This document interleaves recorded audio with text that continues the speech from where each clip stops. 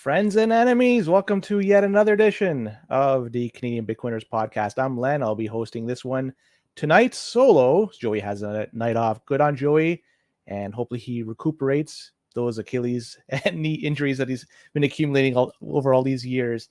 But before we go any further and bring in our guest, because we'll be talking a lot about Bitcoin mining and mining pools. Mining pools, we really haven't talked very much on this show, at least on an in-depth level. So hopefully we'll be able to learn quite a bit about what's going on behind the scenes. But before we go any further, just wanted to say that we are sponsored by, well, pair sponsors. Number one, EasyDNS. And we're going to be using EasyDNS for our website. I still have to provide my headshot and my bio. Joey keeps slapping me in the wrist because I'm delinquent in that regards. But EasyDNS is a great place to have your related services for any cast DNS, domain name registrations, web and email hosting. We're going to be moving all our emails over there to their server, and it's going to be a simple translation or migration from Gmail to the EasyDNS side. They're fast, reliable, and privacy focused. And not only that, you could even pay with Bitcoin. So how cool is that? If you apply the coupon code CBP Media, well, your initial purchase will be 50% off. And Mark Jeftovic sent over this book Unassailable, and I just want to thank him for sending this to me. And included in this, to show you how privacy focused he is, was one of these webcam blockers. So very cool stuff. Thank you very much, Mark, for that.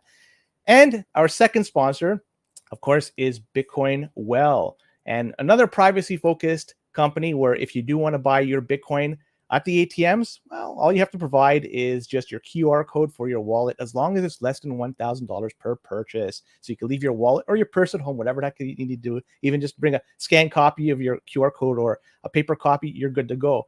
Not just that, online, you can buy your Bitcoin from them with the spreads so low, it's almost negative. Check it out.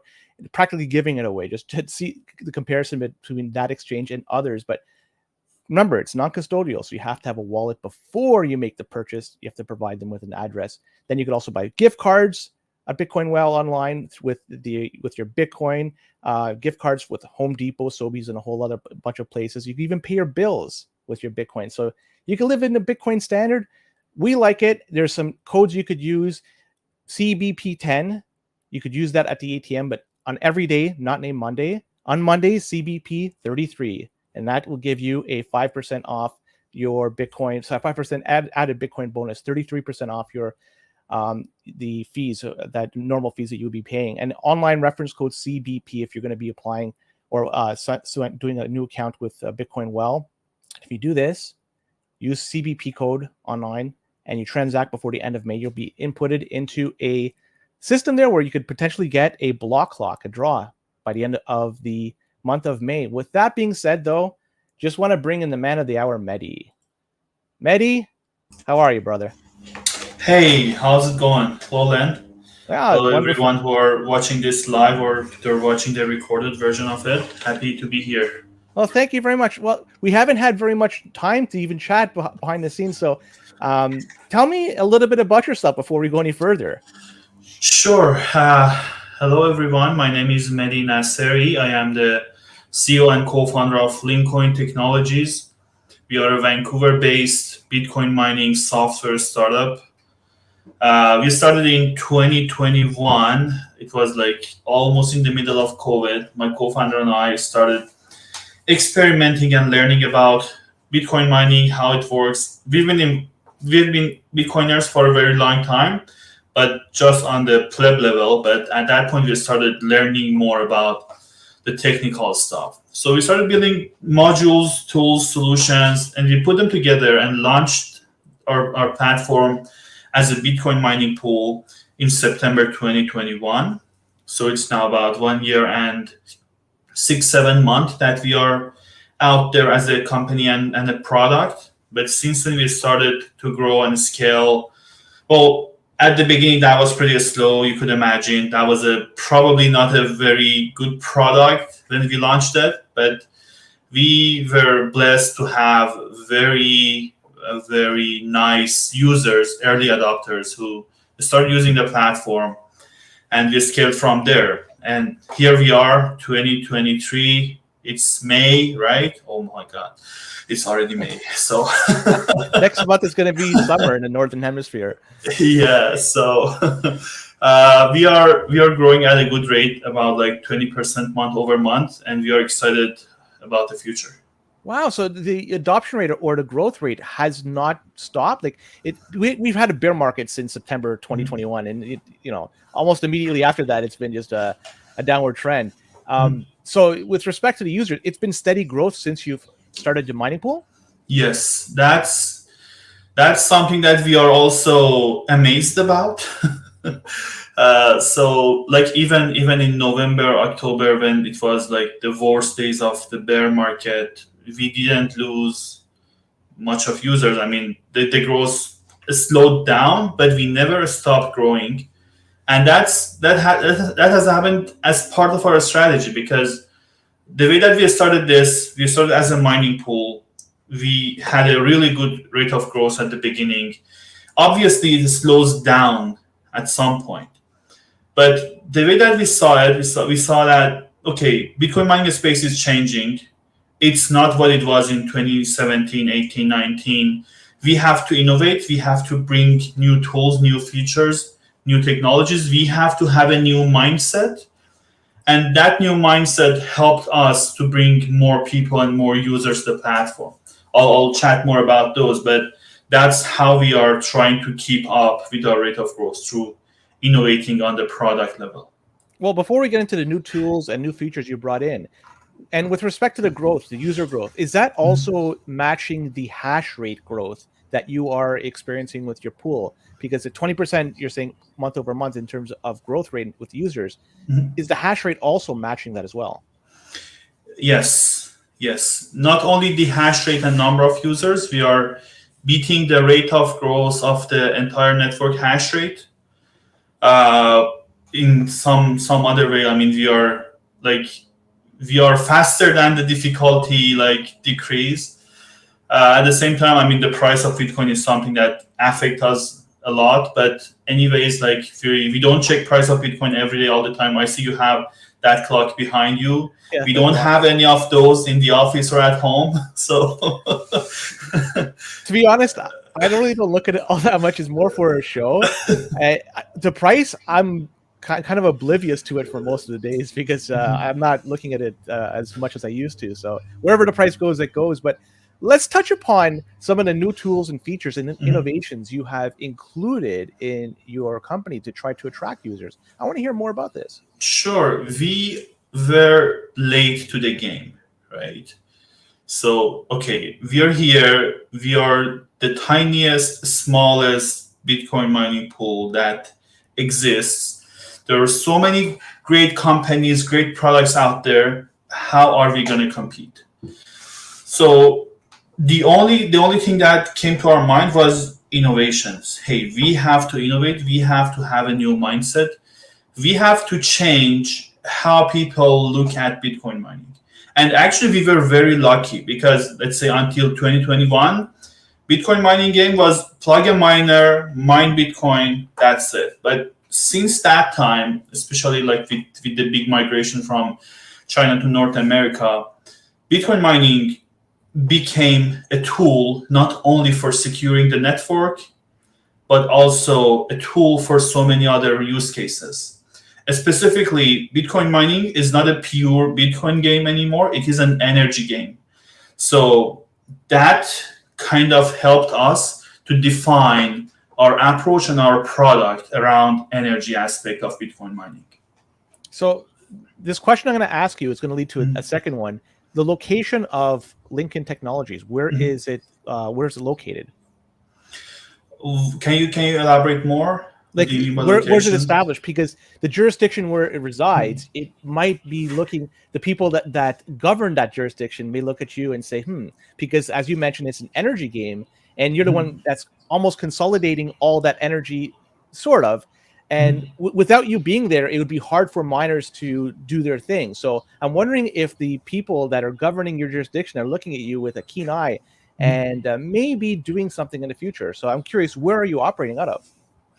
Well, we are a BC incorporated company. So technically, we have to comply with Canadian law and BC law. But as part of our approach and the fact that most of our users are based in US, so we comply with US law at the same time. So that probably answers your question. Yes, the regulators could come forward at any time. We are probably not going to be the first like player in this industry who is going to get regulated, but that might happen at any point. I mean, on the Canadian side, CRA, FinTrack, or even like Securities Commission, at some point they might start asking questions or asking for regulations. That hasn't happened yet. So technically, Bitcoin mining pool business is an unregulated business in Canada so far. But that would probably change. I mean, you know what? We are probably the only Canadian incorporated mining pool. That's my assumption. There are others who operate in Canada, but they are like incorporated elsewhere. So that makes it a bit challenging for the government, not for us, because I mean, maybe it's not worth it to spend a lot of time on it. Well, I'm curious, what was the rationale for setting it up in BC? Because as you mentioned, you were one of the later players that came into this game. So you had an opportunity to at least look at the lay of the land and almost shop for the right jurisdiction. So why did you settle on BC? So I've been living in Vancouver for over 10 years. So that's my home. That's probably the main reason. But at the same time, like the fact that you are a Canadian company, it gives you a lot of benefits. Not only in terms of like Canada being a safe country or a safe jurisdiction, but at the same time, the government support for R&D and technology development. And that was our mindset. I mean, mining pool, there's like a bunch of code out there you can deploy and run a pool, just do that. But the approach and mindset that we had was mostly on R&D, develop new technologies, create new use cases for this technology. And that's where I think being a Canadian company helps us stand out and scale much faster. With all these new technologies and development coming in, where do you see Bitcoin mining pools moving in the next, say, 6 to 12 months? Is there going to be systemic change, or is it going to be just incremental growth? Well, 6 to 12 months is probably a very short period of time, but probably like in a longer window, let's say 2 years to 5 years, I would say we will see a lot of change because the behavior of Bitcoin miners is changing. People don't just plug miners in to mine Bitcoin. That is not going to be competitive anymore, or it is not already competitive. Because Bitcoin mining, or the Bitcoin that you earn through Bitcoin mining, is only one aspect of what you do. Bitcoin mining has sub-products and has other use cases that makes it more valuable, and you have to deploy all of those values to make sure that you are profitable and you can make it during like in these like halvings or all these cycles that we are going through. Those use cases could be like heat generation. That is one important sub-product of Bitcoin mining.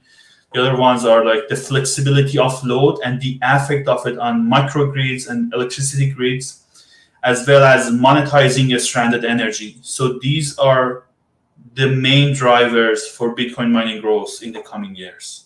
100%. There's going to be so many opportunities to plug in miners and using the waste heat or using stranded energy to power up these miners too. Now, in terms of attracting more users coming to your platform, to your mining pool, what are you going to be doing? Like, what are you going to be providing them? What incentives? Because there are quite a few out there, and there's some big ones that just have a lot of hash rate that people just know about. What makes Lincoln mining different enough that it's going to attract a miner to come there?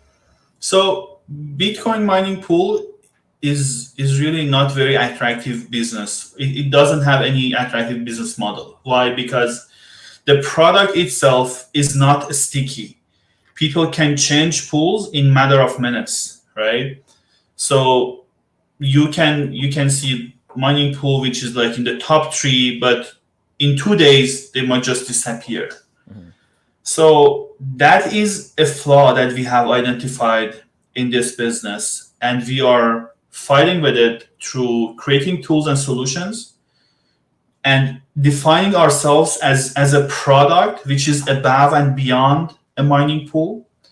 We want to be a platform for intelligence for Bitcoin miners, and pool is one of the elements of that platform. So people define their business based on the tools and solutions that we have.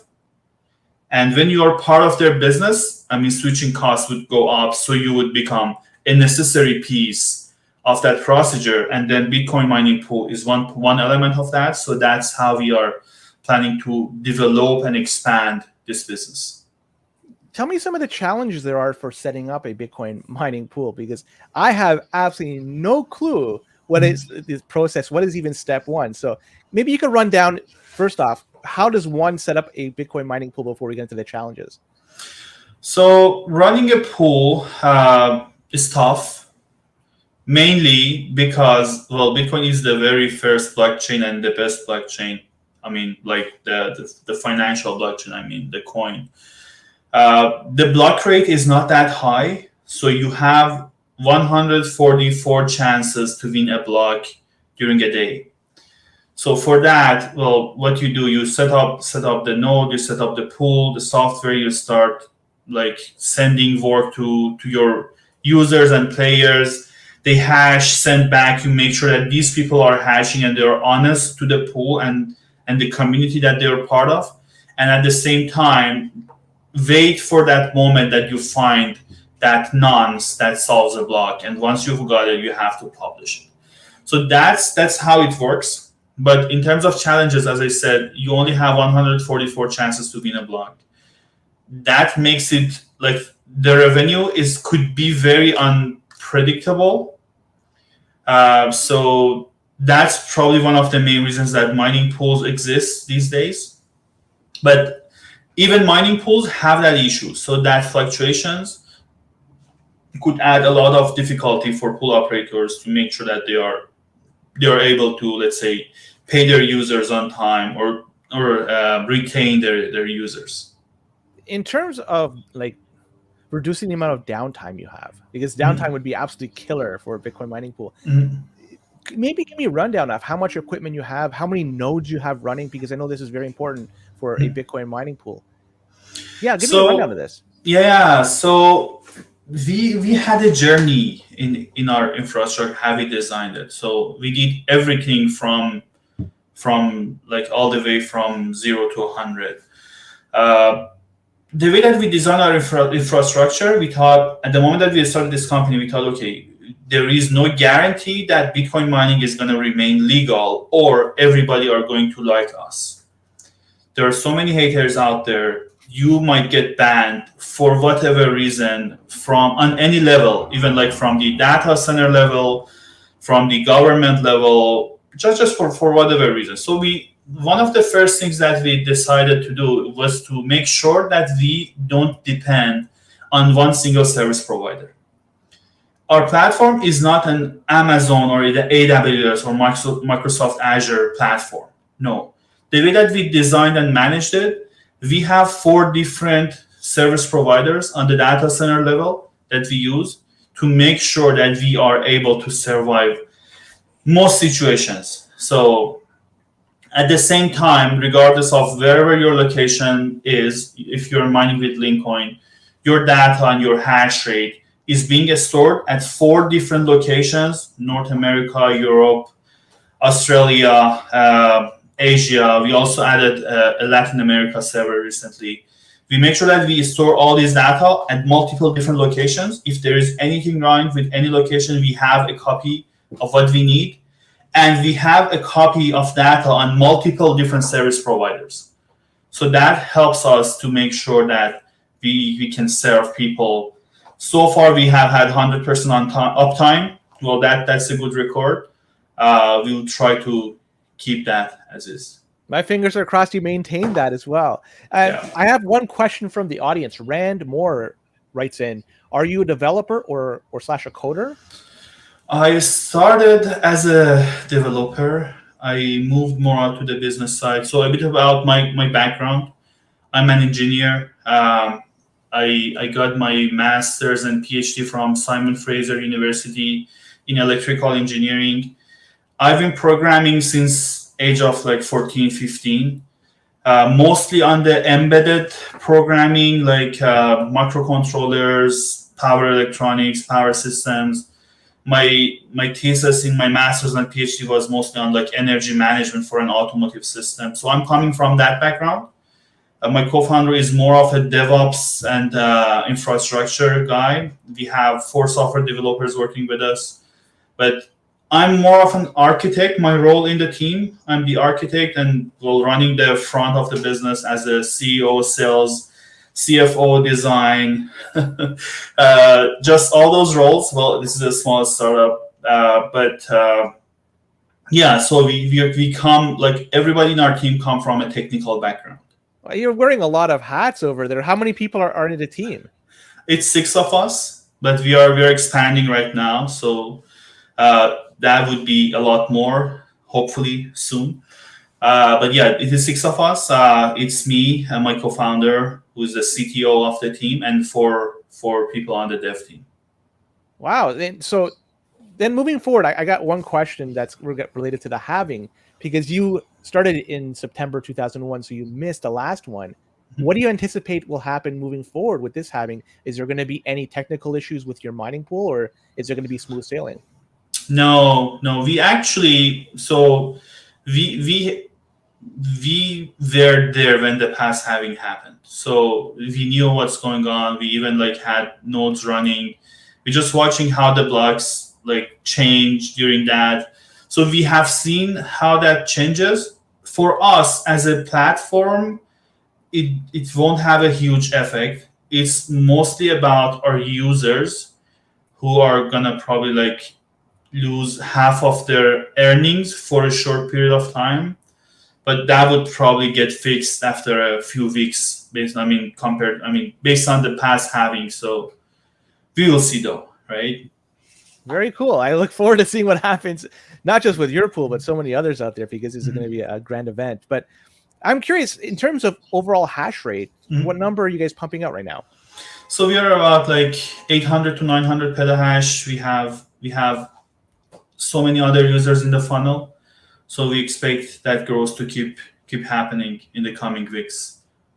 And you must have the stats in terms of where, at least I'm hoping you have the stats, where the hash rate is coming from, and if so, is it more just hobbyists, or is it companies, publicly traded companies, or what do you think it's coming from? So it's not from publicly traded companies. The hash rate that we have is we started with plebs, home miners, or small investors, but right now we serve medium to large scale private mining companies. We have some of the publicly traded companies in our funnel to be onboarded to the platform in the coming weeks or months. But that's how it looks. Most of our users are from US and Canada. The second region is Latin America, and after that is Australia and New Zealand. Wow, I'm assuming Latin America because of the cheap energy that's available over there. Australia, exactly. Do they also have cheaper energy that's, or is it just because there's stranded energy that they could tap into?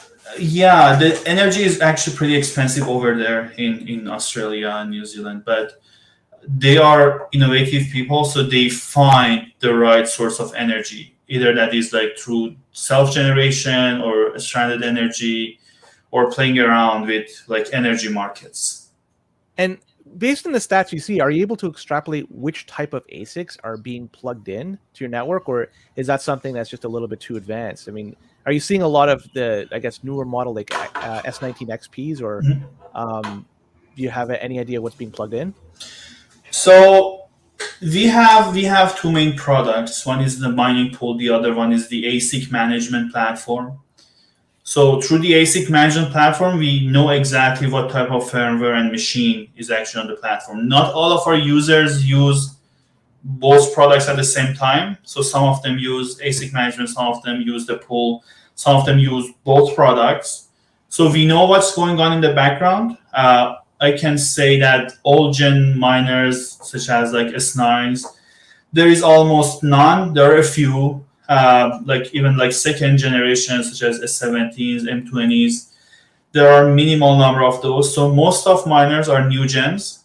XPs and M50s are pretty new. So we see an increasing number of those coming online every day. So that's the situation. Even like we have other types too, such as like hydro miners. So we have like pretty much a portfolio of every type of miner on the platform right now. You talked about the ASIC management platform. Could you please elaborate a little bit more about that? Yes. So as I told you, the approach and mindset that we have is to actually build an ecosystem of solutions. It's not just a pool, it's about the product and how we actually help our users run their business more efficiently. With that purpose, we started building solutions and products, new solutions and products. It was like August, September last year, like 6-7 months ago. One of the solutions that we built was an ASIC management platform. So any operation or most operations, they're running more than one ASIC. Some of them are running thousands of ASICs. So managing these, monitoring these, and sending command to these miners, that's something that should be done through a platform or software. And that is called an ASIC management solution. That's one of the products that we built during the past few months. That is probably one of the leading products in the market out there for ASIC management right now.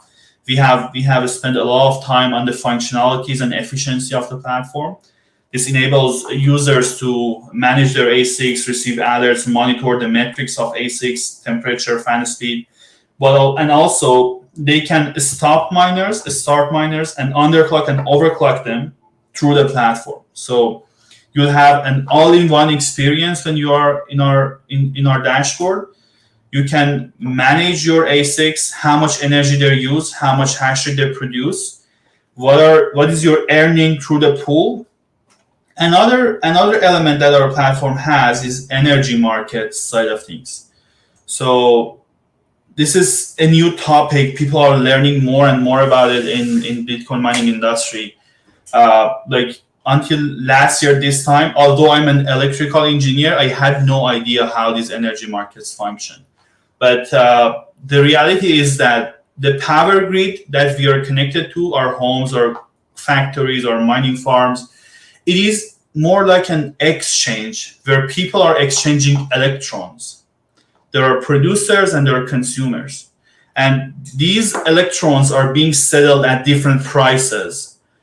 Just imagine how big this exchange is. Let's just compare that to these crypto exchanges that we are all familiar with. Mm-hmm. This is something similar. People are sellers and buyers. They are buying electrons, trillions of electrons, or let's say trillions of kilowatt hours, whatever, in real time, and that's being settled. So you are part of that market. If you are a residential customer, you get that at a fixed rate, or you receive like your bill on a monthly basis. But in reality, in the wholesale market, that is a lot more like fast, and like the prices of electricity is updated every 5 minutes, and you have the option to buy the power or not technically, and you can participate in different grid programs such as demand response to curtail your energy and get paid because of that. So that's a very complex element that is becoming more and more important in the Bitcoin mining industry, and that is one of the main elements of Lincoin platform. So we have energy markets, we have mining pool, we have the ASIC management, and on top of all of these, we have a programming language named Rails, which enables miners to program their operation based on metrics from any of these levels to make sure that they are profitable. So that's how we have designed and like build this picture for the Bitcoin mining industry. I've never heard the energy market framed in that way. That's a really interesting way of looking at it. With respect to that, the wholesale market and demand response, I would imagine, at least in Canada, for the most part, these are provincially regulated, or are they not?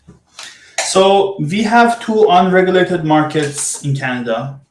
One is in Alberta, the other one is in Ontario.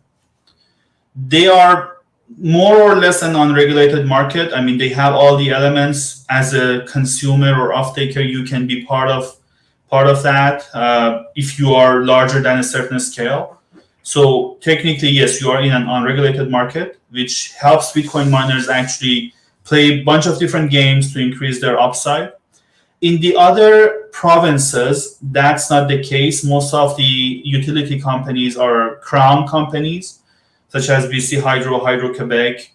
Uh, but they are also moving toward a real-time market. So when you read their documents, they have targets, for example, to switch to real-time energy markets by like 2030. So they have that roadmap, and that is becoming more and more important every day. And so that programming language you've mentioned, Rails, is that also part of the ASIC management solutions? Yes. So here's how it works. As I told you, there are three elements: energy markets, ASIC management, and pool. Based on, let's say, the real-time price of Bitcoin or real-time price of hash rate, you can program your operation to scale down when the price is above a certain level. Or based on the metrics from energy markets, you are sourcing your energy from energy markets. If the price of electricity is higher than a certain scale, you will have the option to scale down or scale up based on those metrics. That's the easy use case of Rails. It's getting more complicated. We have some new products and solutions to help people actually protect their profit margins in real time, so that Bitcoin mining is becoming an energy brokerage game, that you buy energy in real time, sell compute power in real time, and you get paid by the most valuable currency in the world, which is Bitcoin. I'm very excited for that day to happen. That we're not too far from there. It's somehow happening, but that's going to be very cool. I'm not sure if you heard about this. I'm thinking you have, but if not, Ontario recently released a new ultra low energy rate in the overnight, and for people that want to opt in, it's, I believe, around 2.5 cents per kilowatt hour for between the hours of, I don't know, 12 and 7. I forget what it is exactly. Have you been approached by anybody in Ontario to take advantage of this, given the fact that you have this Rails programming that could throttle things up and down given on how much the price of Bitcoin is and the price of energy? It seems like it's a no-brainer for a lot of people in Ontario to take advantage. So yeah, have people reached out to you from Ontario? Yes, so we have a bunch of users from Ontario. I believe that new rate became effective May 1st. Something that I recently learned was that is just the price of electricity. There is other charges to that, such as like delivery charges or all those charges that the utility companies have. But that is still very affordable. So the consumer price will probably be in the range of 4 cents per kilowatt hour Canadian dollar. When you convert it to US, that would be like less than that. That makes a lot of obsolete Bitcoin miners devices, to become profitable again. So people are using Rails to take advantage of that ULO pricing. So they just switch miners on at 11 p.m., switch those off at 7 a.m. For heating purposes, they heat their homes, but they also get paid, which is awesome. Why not? Yes. That's one of the very simplest use cases of Rails. So, and they get paid through FPPS rewarding that we offer. So kind of they know how much they're going to earn for that period of time. And do you also provide new firmware or operating system for the ASICs themselves, similar to what Brains does? And if so, which ASICs are you doing it for?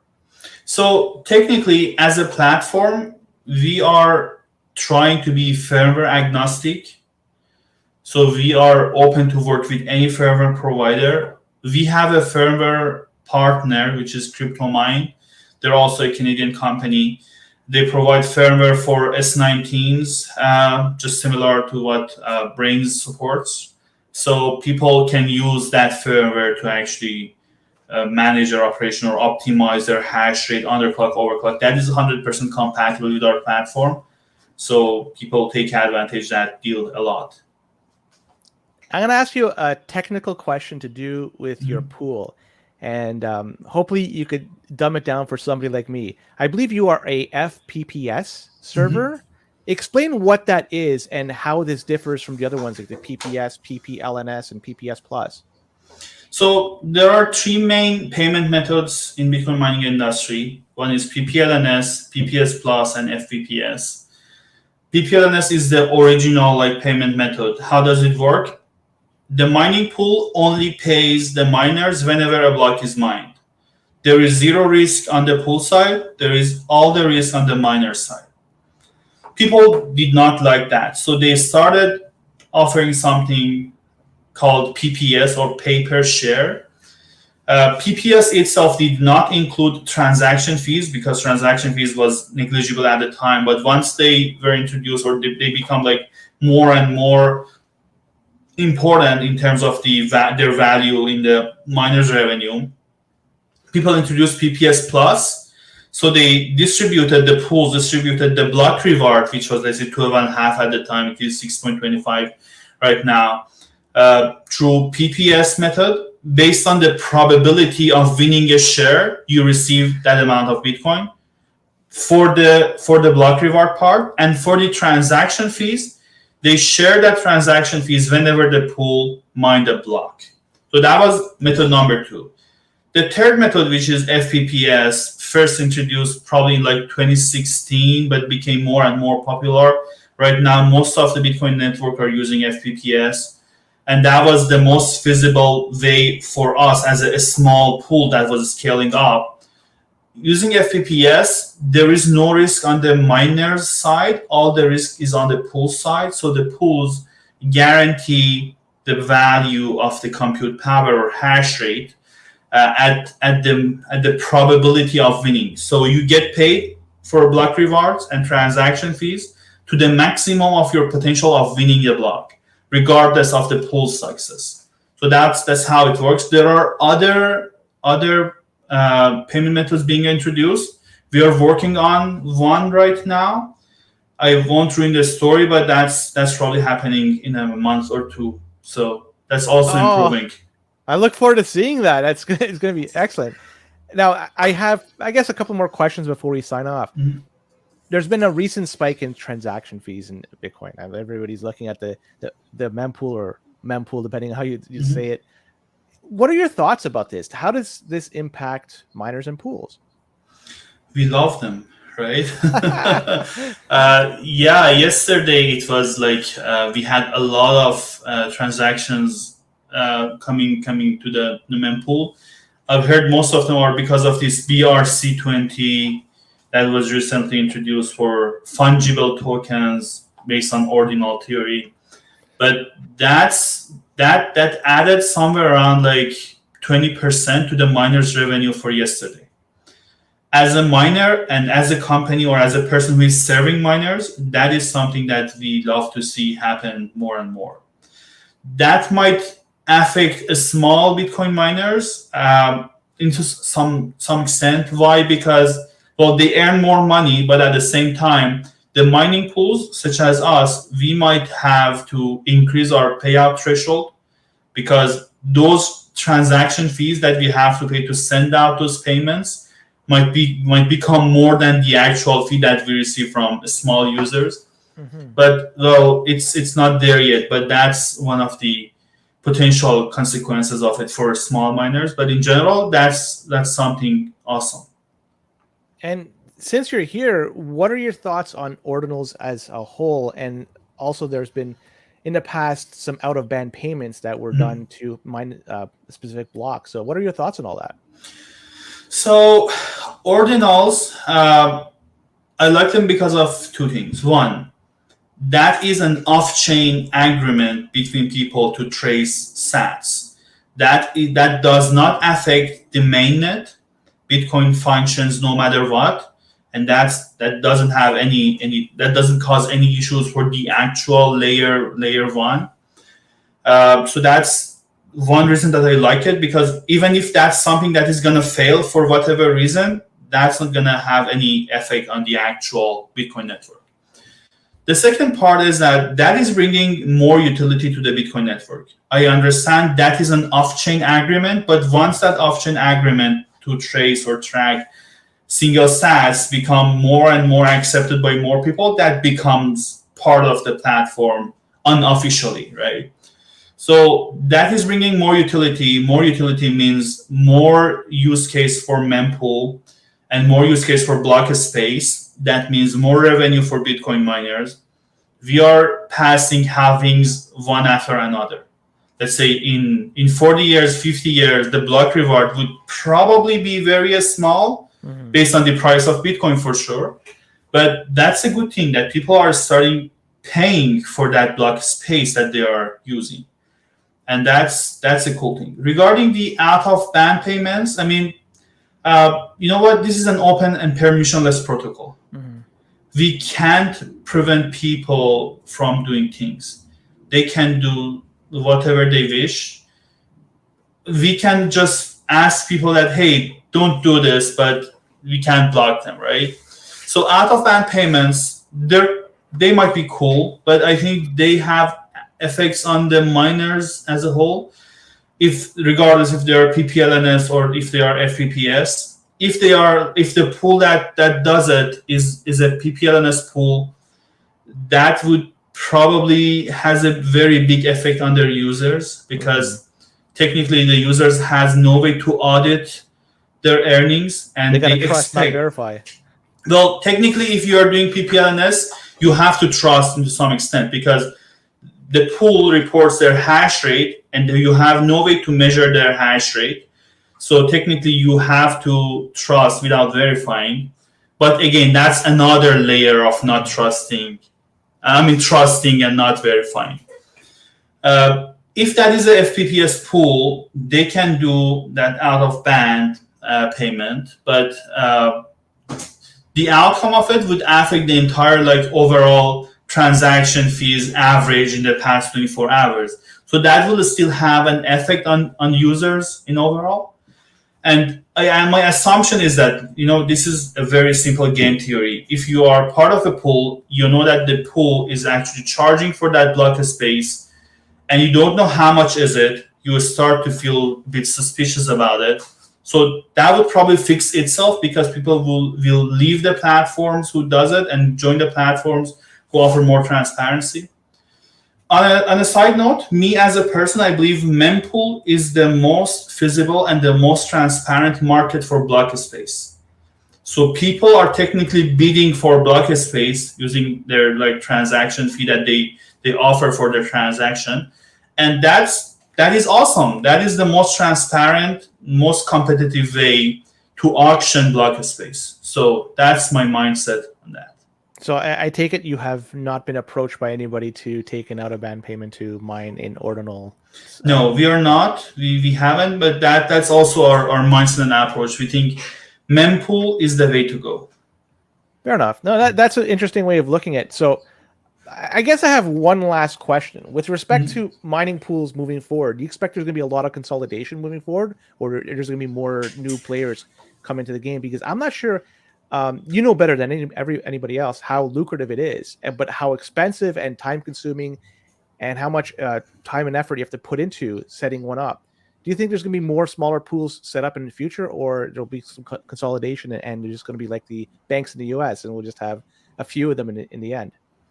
Well, just like any other industry, for sure there will be some incumbent players. So in any industry, such as banking, even the steel industry or farming, that's what happens, right? So Bitcoin mining pool industry will probably follow the same pattern.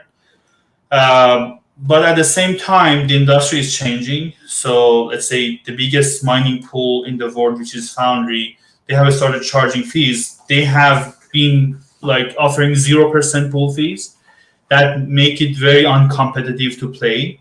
Right now, with this new fee structure, we will probably see more competition in the space, and you can expect smaller pools to grow bigger, and let's say Foundries stay at the same range or grow at a slower rate. So that's a good thing that happens, that helps decentralization process. But smaller players or new players, for sure, because Nice. well, this industry is actually evolving, and that's pretty new in North America, I would say. So before that, it was minimal. Like most of the hash rate was coming from China. So we will see more players come in, but at the same time, they probably can't survive without being innovative. So you can't be offering the same product and the same technology and the same offering that people were offering in 2016 and expect to survive and scale. 100%. Now, I always say that you have three different options. You could either be better than your competition, worse than your competition, or different than your competition. And Yes. so two of the three are good, but different is probably the easiest one Mhm. to make a reality. So thank you for coming on. Before we sign off here, I just want to hand you the baton and just tell everybody where they could reach you.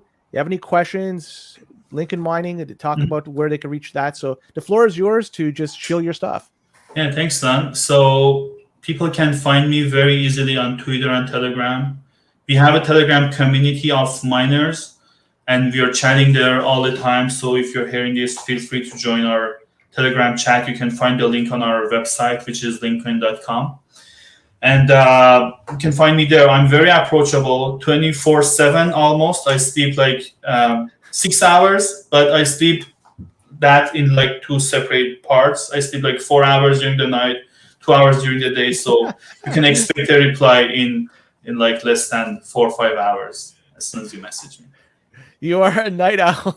Just keep going. I like that. But I guess you have to be, given the fact that you're such a small team. You said six or so on your team. So yeah, good for you. So everybody out there, thank you very much for tuning in. And on Monday, we'll do our regular rip. So hope you all tune in for that. So, but until then, everybody take care, PV, and enjoy the rest of the day.